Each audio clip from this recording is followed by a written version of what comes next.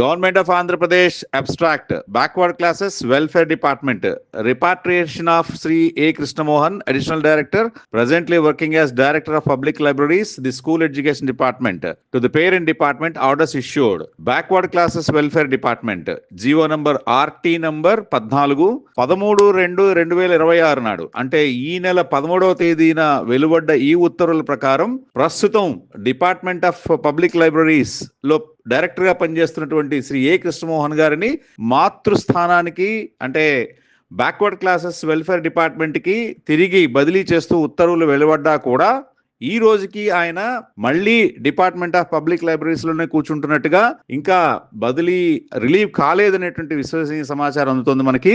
మరి దీనికి కారణం రాజకీయ కారణాలా, లేకపోతే సాంకేతిక కారణాలా, లేకపోతే పైరవీలా అనేటువంటి విషయం తెలియాల్సి వస్తోంది. డెప్యుటేషన్ మీద 2 సంవత్సరాల క్రితం సుమారు ఈ డిపార్ట్మెంట్ ఆఫ్ పబ్లిక్ లైబ్రరీస్ లోకి వచ్చినటువంటి శ్రీ ఏ కృష్ణమోహన్ గారు నడుస్తున్న వివాదాల కేంద్ర బిందువు అయ్యారు.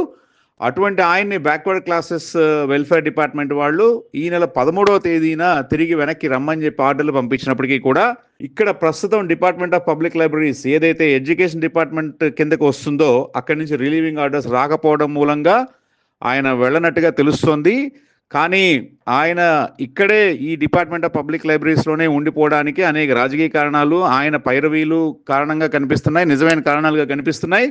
అయితే మనకి విశ్వసనీయ సమాచారం ప్రకారం ఆయన ఇక్కడే కొనసాగడానికి ఆయన సుముఖత చూపిస్తున్నట్టుగా, కొంతమంది ఆయన ఇక్కడే ఉండాలని కోరుకుంటున్నట్టుగా తెలియవస్తుంది మనకి. నిజానిజాలు రావడానికి ఇంకా కొంత సమయం పట్టే అవకాశం ఉంది.